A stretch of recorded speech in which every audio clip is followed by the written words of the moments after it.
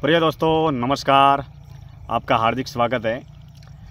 संध्या काल की परम पावन पवित्र वेला के शुभ अवसर पर गांव के बाहर भरे हुए तालाब के परम पावन पवित्र तट से हम आज की इस चिंतन यात्रा को आगे बढ़ाते हैं और चिंतन यात्रा का विषय है विचार बनाए जिंदगी। प्रति व्यक्ति जो शारीरिक रूप से बना हुआ है वो हर व्यक्ति एक जैसा ही है। सारा का सारा खेल विचारों का है।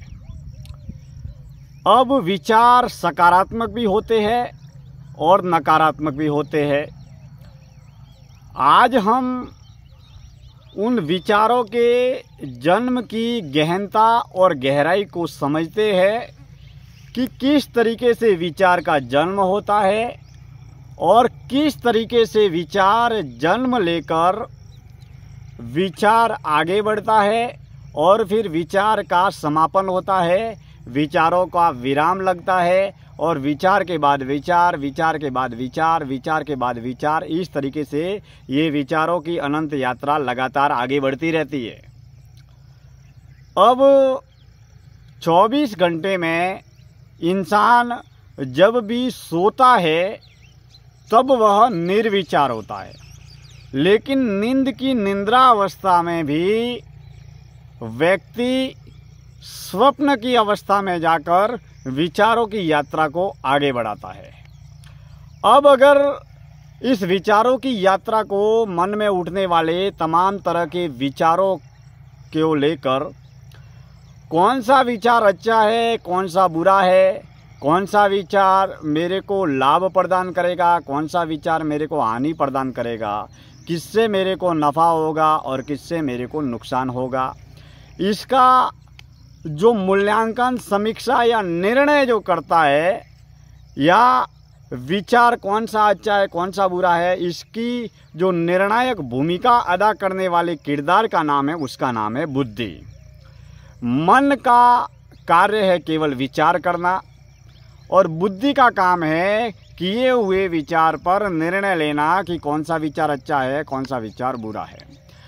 अब हमारे अंदर अच्छे विचारों का भी जन्म होता है, बुरे विचारों का भी जन्म होता है, निराशा का भी जन्म होता है। निराशा क्या है? निराशा भी एक विचार है। उत्साह क्या है? उत्साह भी एक विचार है। सुख क्या है? सुख भी एक विचार है। दुख भी एक विचार है। तो जिंदगी मात्र एक विचारों का आईना है। अब हमारे मन में जिस तरीके के जो भी विचार जन्म लेते हैं, इसको लेकर हम एक उदाहरण के माध्यम से समझते हैं। मान लीजिए गांव के बाहर एक खेत है और उस खेत में एक किसान खेत को जोतता है। जोतने के बाद में वो मक्का बोता है, कपास बोता है या जिस भी तरीके के बीजों को बोता है और फिर बारिश आती है और बारिश के आने के बाद जो बीज बने हैं वो पौधे बनते हैं, फसल बनते हैं और फसल बनकर आगे बढ़ते हैं और हमें अनाज प्रदान करते हैं या फल प्रदान करते हैं।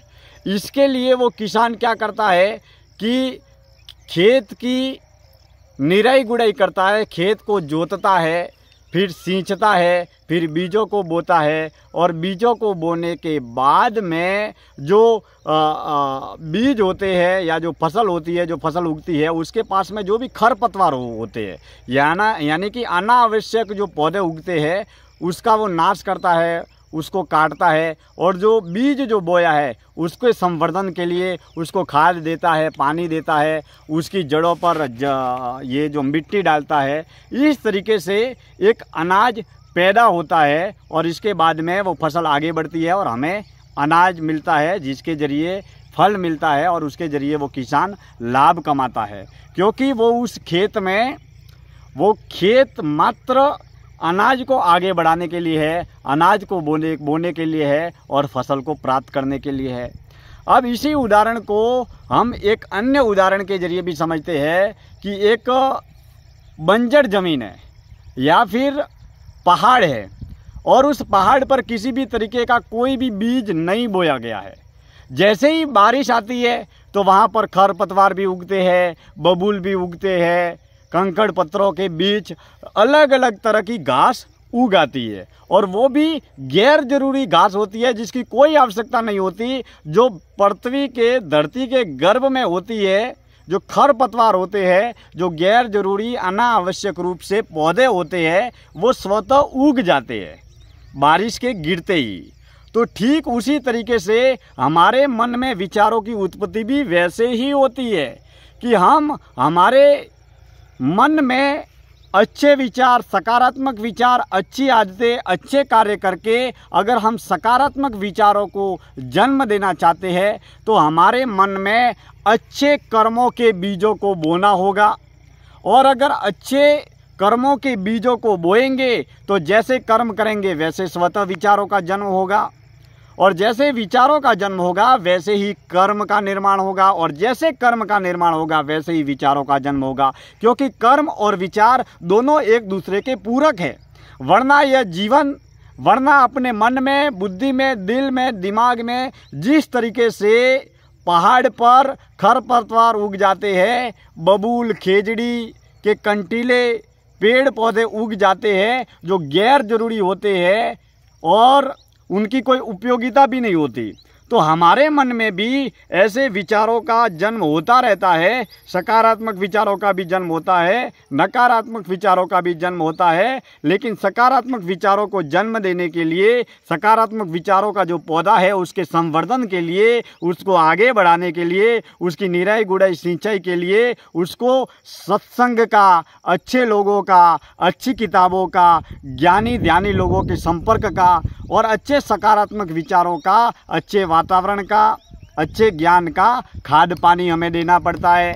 और उसके माध्यम से अपने आसपास में जो भी नकारात्मक विचार होते हैं या जो बुरे विचार होते हैं, वो जो बुरे विचारों का खरपतवार है जो हमारे मन, बुद्धि, दिल, दिमाग में घर नहीं कर पाता है, और धीरे धीरे जो अच्छे विचारों की जो फसल तैयार होती है वो हमारे जीवन को सफल बनाती है, सक्षम बनाती है, आगे बढ़ाती है और हमारे जीवन को शक्तिशाली और प्रभावपूर्ण बनाकर हमारे जीवन में नित्य नया इतिहास लिखने के लिए भी प्रेरित करती है।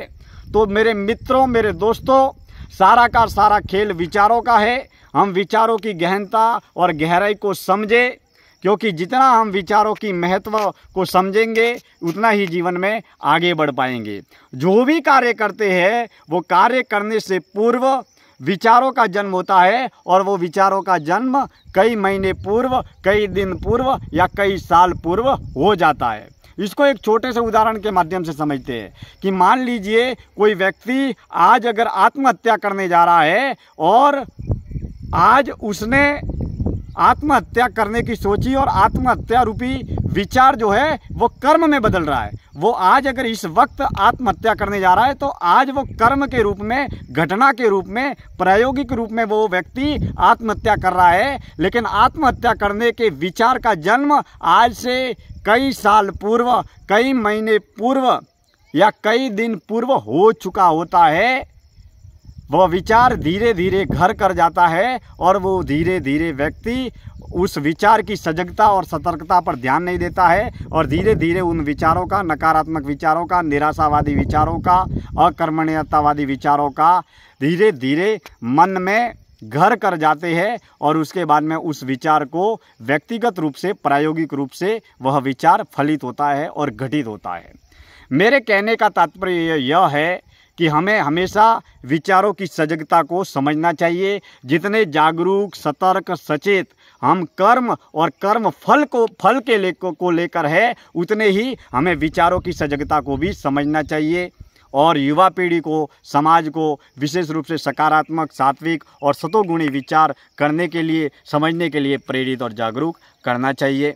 दोस्तों, मैं आज की इस चिंतन यात्रा को यहीं पर विराम देता हूं। हम हमारी जन्मभूमि गांव रोहिड़ा की धरती पर है और रोहिड़ा की धरती पर पीछे चलचित्र में आपको बहुत सुंदर तालाब दिखाई दे रहा है। वहीं पर संध्या काल की परम पावन पवित्र वेला में हम आज की चिंतन यात्रा को आगे बढ़ाते हैं और अगली चिंतन यात्रा में विशेष रूप से हम इस विषय पर चिंतन करेंगे कि युवा अवस्था में समाज के लड़के और लड़कियां भागकर क्यों शादी करते हैं, इसके पीछे मूल क्या वजह है और इस सामाजिक समस्या के समाधान के लिए हमें क्या प्रयास करना चाहिए।